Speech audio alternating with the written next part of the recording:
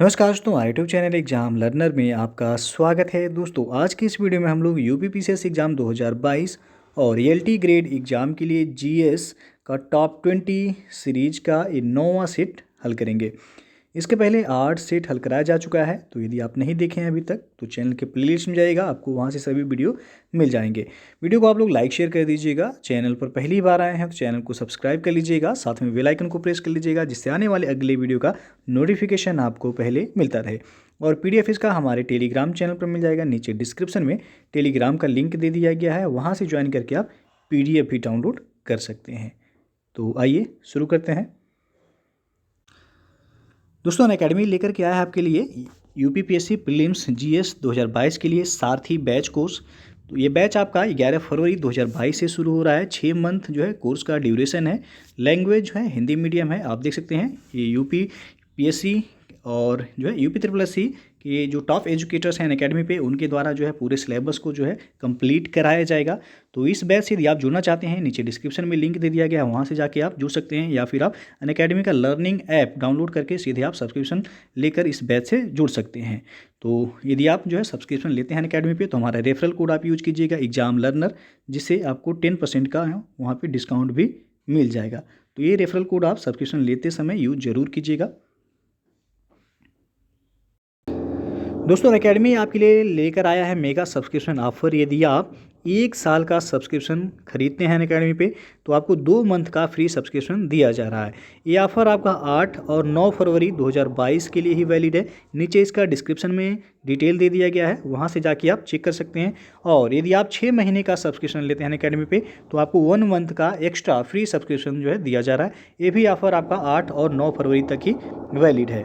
और आपको बता दें कि अनअकैडमी पे जो है गवर्नमेंट एग्जाम स्कॉलरशिप टेस्ट जो है कराया जा रहा है। आप चाहे एसएससी एग्जाम जो है की तैयारी कर रहे हैं, बैंक या रेलवे किसी भी एग्जाम की तैयारी कर रहे हैं, तो इस जो है टेस्ट को ज्वाइन करके आप जो है ढेर सारे इनाम जीत सकते हैं। रैंक 1 जो है जो लाएगा उनको आप देख सकते हैं, आपका लैपटॉप दिया जाएगा। फिर जो है रैंक 2 से लेके रैंक 6 तक के लिए जो है सैमसंग गैलेक्सी का जो है स्मार्टफोन है। और रैंक 7 से रैंक 16 यानी कि 16 तक जो है एक JBL का ट्रू वायरलेस जो है ईयरबड्स है। तो ये भी आप जो है जीत सकते हैं।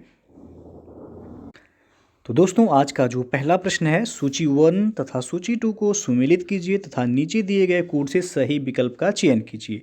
सूची 1 में पुस्तक का नाम दिया गया है और सूची 2 में लेखक का नाम दिया गया है। तो आपको मिलान करना है और कोड के माध्यम से बताना है कि कौन सा ऑप्शन सही होगा। तो सबसे पहले दिया गया ब्यूटीफुल थिंग, इसके लेखक कौन है? तो इसके लेखक हैं हंटर बिटेन। तो यहाँ पे ए का हो जाएगा तीसरा। और बी है my life in full work, इसके लेखक हैं इंदिरा नुई। तो बी का हो जाएगा चौथा। और सी में दिया गया मी एंड माँ, इसके लेखक हैं दिव्या दत्ता। तो सी का हो जाएगा पहला।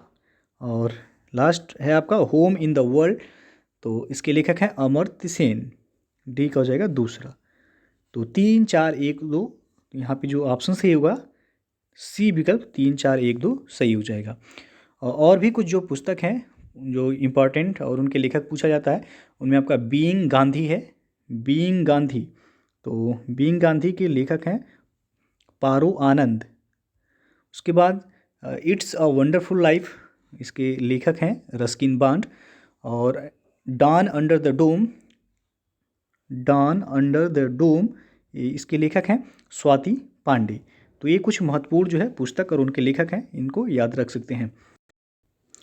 और अगला जो प्रश्न है आपका, हाल ही में नागोजी ओकोंजा इविएला चर्चित रहीं, इनसे संबंधित निम्न कथनों पर विचार कीजिए।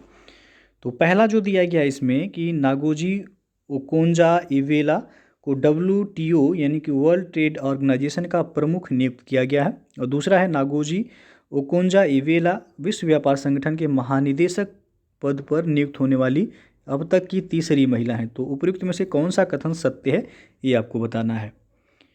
तो यहाँ पे जो है पहला ही सही है आपका, दूसरा गलत है।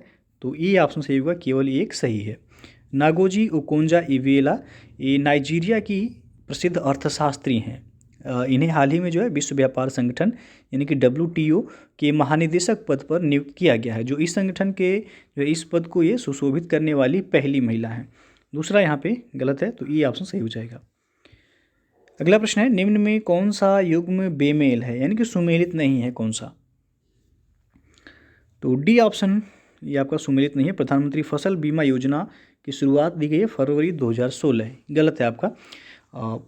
इसकी शुरुआत हुई थी 13 जनवरी 2016 को, ना कि फरवरी 2016 में।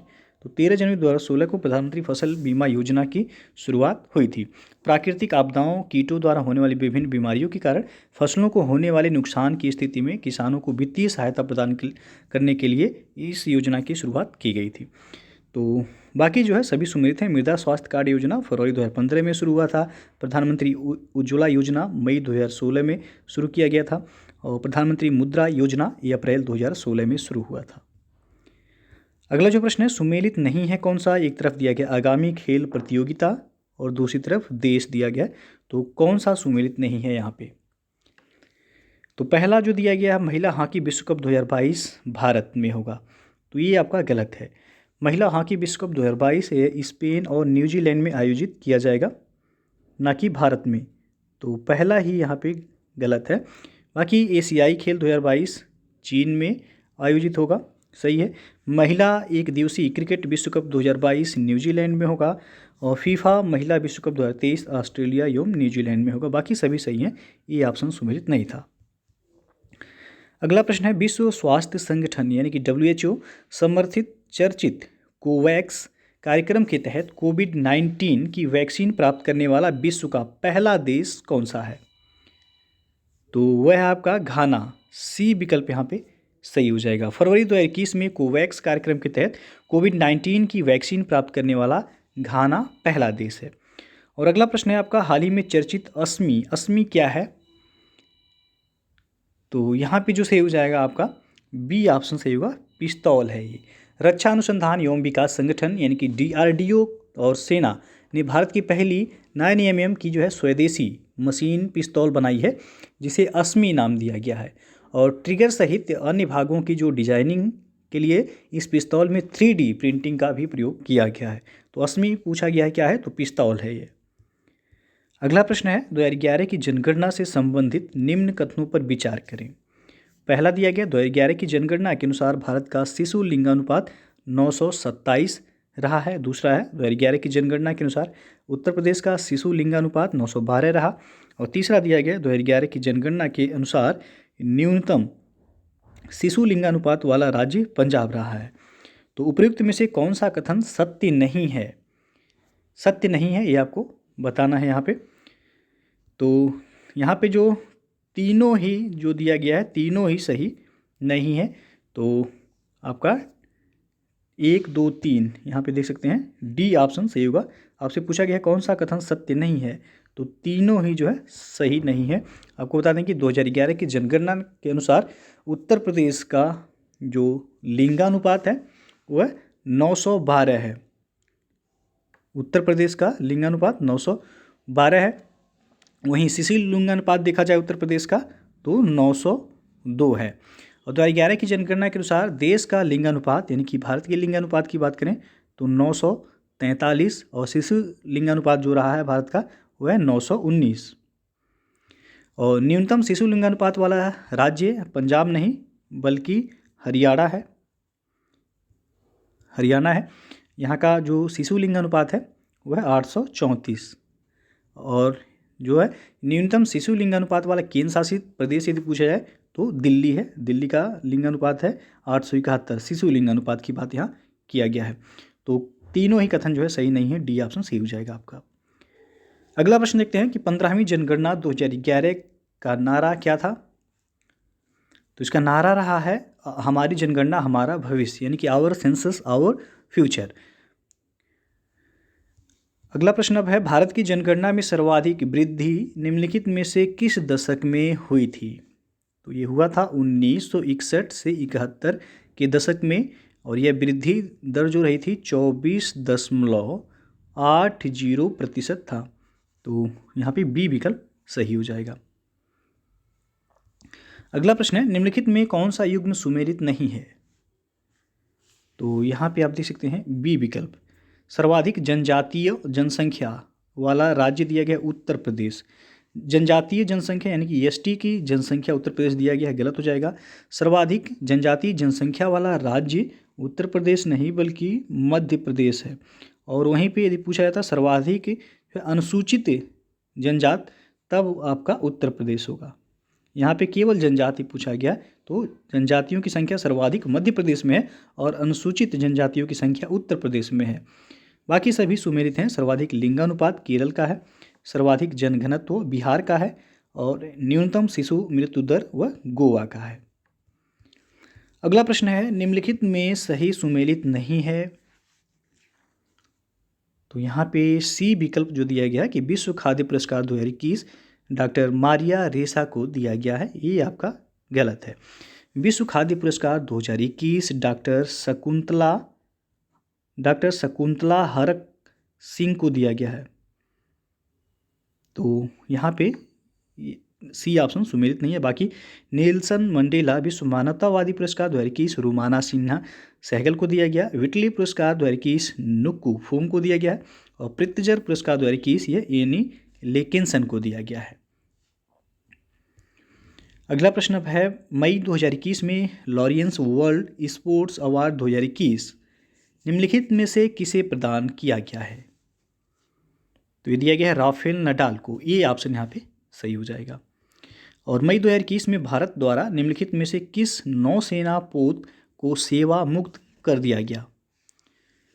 तो है INS राजपूत, डी विकल्प सही हो जाएगा। भारतीय नौसेना की पोत INS राजपूत को मई 2021 में सेवा मुक्त कर दिया गया। इसे 1980 में भारतीय नौसेना में शामिल किया गया था और 41 वर्ष की सेवा के बाद जो है सेवा मुक्त किया गया है। तो डी ऑप्शन सही हो जाएगा, INS राजपूत। अगला प्रश्न है, मई 2021 में आयोजित वैश्विक स्वास्थ्य शिखर सम्मेलन 2021 की थीम क्या थी। तो इसकी थीम थी यूनाइटेड अगेंस्ट कोविड-19, ये विकल्प यहाँ पे सही हो जाएगा। और इस सम्मेलन का आयोजन जो किया गया था वह रोम इटली में किया गया था, जो कि इटली की राजधानी है रोम। अगला प्रश्न है, निम्नलिखित में से किस देश के द्वारा अप्रैल 2021 में हिंद महासागर में फ्रीडम ऑफ नेविगेशन ऑपरेशन का आयोजन किया गया। तो किया गया USA यानी कि संयुक्त राज्य अमेरिका में अमेरिकी नौसेना के द्वारा हिंद महासागर में फ्रीडम ऑफ नेविगेशन ऑपरेशन का आयोजन किया गया है। और हाल ही में उत्तर प्रदेश के किस स्थान पर अंतर्राष्ट्रीय स्तर का पहला साइकिल रेसिंग ट्रैक वेलोड्रोम बनाए जाने का निर्णय लिया गया है। तो यह लखनऊ में बनाए जाने का निर्णय लिया गया, सी विकल्प यहाँ पे सही हो जाएगा। लखनऊ के गुरु Govind Singh sports college campus में उत्तर प्रदेश का पहला इंडोर साइकिल ट्रैक जो कि नाम दिया गया वेलोड्रोम का निर्माण किया जाएगा। और नेक्स्ट क्वेश्चन है आपका, हाल ही में किस स्थान पर उत्तर प्रदेश के पहले स्काई वॉक बनाए जाने की घोषणा की गई है। तो वाराणसी में, बी ऑप्शन सही हो जाएगा। वाराणसी में उत्तर प्रदेश के पहले स्काई वॉक का निर्माण किया जाएगा और यह स्काई वॉक 80 मीटर की ऊंचाई पर बनेगा। आगे बढ़ते हैं अब, हाल ही में उत्तर प्रदेश के किस स्थान पर खुदाई के दौरान चंदेल कालीन नंदी की मूर्ति प्राप्त हुई है। तो ललितपुर से, ये ऑप्शन सही हो जाएगा यहाँ पे। हाल ही में खुदाई के दौरान उत्तर प्रदेश के ललितपुर जिले से चंदेल कालीन नंदी की मूर्ति प्राप्त हुई है। और अगला प्रश्न है, अगस्त 2021 में निम्नलिखित में से किस संस्था के द्वारा वित्तीय समावेशन सूचकांक की शुरुआत की गई है। तो ये किया गया है भारतीय रिजर्व बैंक के द्वारा यानी कि RBI के द्वारा, बी ऑप्शन यहाँ पे सही हो जाएगा।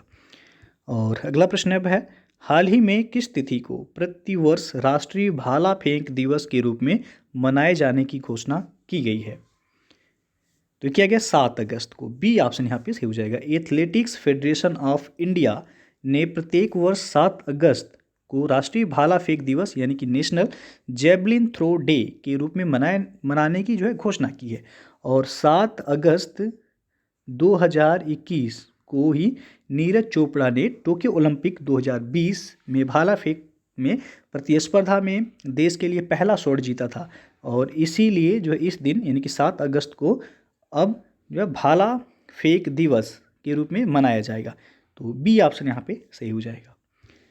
तो दोस्तों ये था आपका आज के टॉप 20 जीएस सीरीज का 9वां सेट। इसके पहले जो है 8 सेट अपलोड कर दिए गए हैं। जो लोग नहीं देखे हैं चैनल के प्लेलिस्ट में जाइएगा, आपको वहाँ से सभी वीडियो मिल जाएंगे। तो वीडियो अच्छा लगा हो लाइक शेयर कर दीजिएगा। चैनल को सब्सक्राइब नहीं किए हैं चैनल को सब्सक्राइब कर लीजिएगा, साथ में बेल आइकन को प्रेस कर लीजिएगा, जिससे आने वाले अगले वीडियो का नोटिफिकेशन आपको पहले मिलता रहे। तो वीडियो को पूरा देखने के लिए बहुत बहुत धन्यवाद।